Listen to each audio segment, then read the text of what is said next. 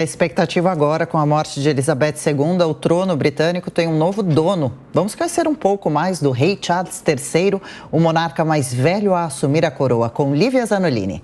Nascido em 1948, o novo rei da Inglaterra, Charles Philip Arthur George, o rei Charles III, é o primeiro filho da monarca rainha Elizabeth e irmão da princesa Anne, do príncipe Andrew e do príncipe Edward. Aos 73 anos de idade, o novo rei é o primeiro monarca mais velho a assumir o trono. Ele se tornou príncipe de Gales aos 9 anos de idade e também foi o primeiro herdeiro da rainha a ir para a escola e para a universidade, frequentando espaços estudantis nos arredores de Londres, na Escócia e em Cambridge.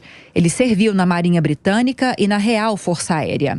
Em 29 de julho de 1981, Charles se casou com Diane Spencer. O então casamento do século foi acompanhado por mais de 750 milhões de pessoas ao vivo pelas TVs do mundo todo. O casal teve 2 filhos, William e Harry. Charles se divorciou de Diana em 1996 e no ano seguinte, a ex-esposa e duquesa de Cambridge faleceu em um acidente de carro. Já em 2005, ele se casou com Camilla Parker Bowles, até então apontada como pivô pelo fim da união com Lady Di e que ganhou o título de Duquesa da Cornualha. Camila não havia sido bem aceita pelos britânicos, mas após inúmeras aparições junto à família real, conseguiu melhorar os índices de popularidade. Agora, por ser casada com um monarca, ela passa a ser chamada de rainha consorte. Charles veio ao Brasil pela primeira vez em 1978, voltou em 1991, já acompanhado da então princesa Diana. E teve ainda outras 2 passagens aqui pelo país, em 2002 e em 2009, já acompanhado de Camila. Entre outras curiosidades sobre o novo rei, Charles é um ambientalista assumido.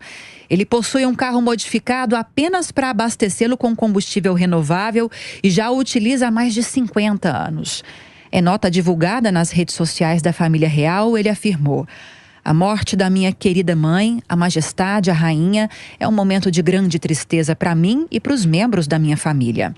Nós lamentamos profundamente o falecimento de uma querida soberana e uma mãe que foi muito amada." É isso, conosco nessa manhã de sexta-feira. Amanda Klein, bem-vinda. Roberto Mota também. Começa uma nova era no Reino Unido. Mota, qual deve ser a nova cara da monarquia com o rei Charles III agora no poder maior? Ele não teria tanto carisma quanto a mãe, mas pode surpreender?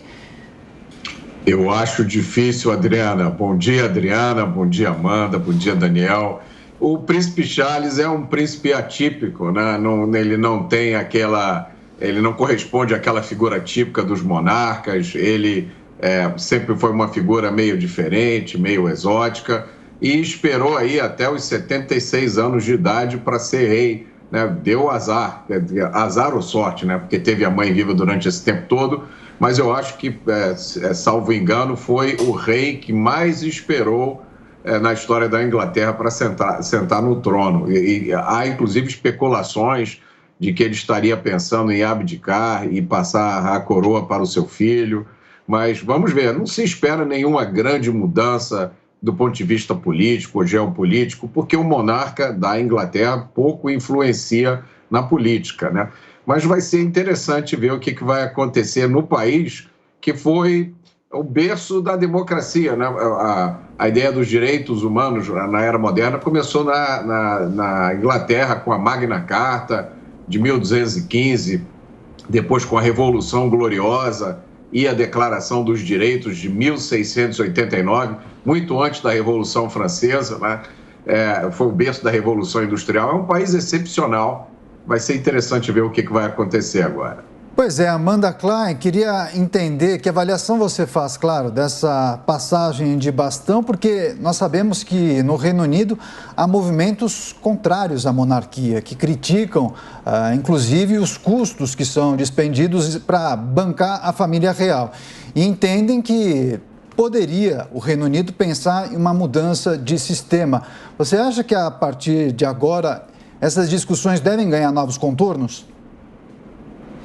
Olá, bom dia, Daniel, Adriana, Mota, aos nossos telespectadores e ouvintes. Eu acho que isso dificilmente acontecerá imediatamente, Daniel, embora essa mudança no trono deixe mais perguntas do que respostas propriamente. Talvez abra de novo uma ideia de secessão de alguns outros países que fazem parte do Reino Unido, Escócia, Irlanda do Norte. A Escócia teve um referendo já em 2014 de separação do Reino Unido, mas isso foi rejeitada, essa proposta foi rejeitada. Pode reabrir essas discussões. A gente tem que lembrar que o Reino Unido enfrenta a maior crise econômica, talvez a maior crise econômica em 4 décadas, com uma inflação altíssima, risco de racionamento de energia, risco até da volta de racionamento de alimentos, coisa que marcou as primeiras décadas do longo reinado longevo da Rainha Elizabeth II. De qualquer forma, eu acho que a monarquia é muito bem consolidada e estabelecida no Reino Unido. A gente vê agora, por toda a imensa comoção que gerou a morte da Rainha Elizabeth II, que era quase uma unanimidade, principalmente uma figura que encarnava a tradição, a expressão e a união do país. Ela era o fio que costurava essa coesão e essa unidade do Reino Unido. Isso é muito interessante de se ver como chefe de Estado e não chefe de governo, ou seja, ela não tinha um poder político de fato, aliás, não emitia opiniões políticas, mas tinha um poder simbólico que era imenso. E é justamente esse poder que perpassa gerações e transmite essa imagem de uma solidez inquestionável, inquebrantável. E nesse sentido, talvez seja a última grande liderança de solidez inquestionável. Tanto é que recebeu notas lamentando profundamente a sua morte de todos os líderes, inclusive de Vladimir Putin, que hoje está às turras por causa da guerra da Ucrânia com o Reino Unido, recebeu duras repreensões e condenações do Boris Johnson, que era o primeiro-ministro anterior. A Liz Truss, na época, era sua ministra de Relações Exteriores. Ou seja, apesar das relações políticas com o Reino Unido estarem duramente abaladas a partir da guerra na Ucrânia, mesmo ontem Vladimir Putin emitiu uma nota longa de pesar depois da morte da Rainha Elizabeth II.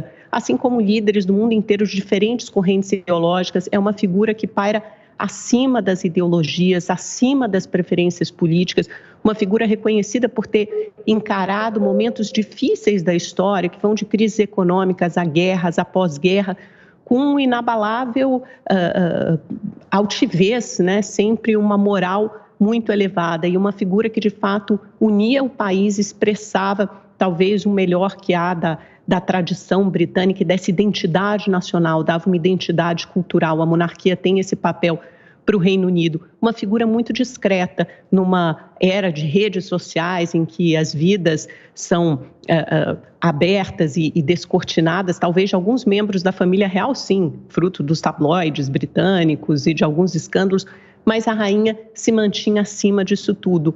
Olha, será difícil tentar se equiparar a ela ou viver à altura do seu legado, será difícil para o príncipe, agora rei Charles III, mas, de fato, ele teve uma ótima tutora, a própria mãe. Espero que ele tenha aprendido com ela essas lições de liderança.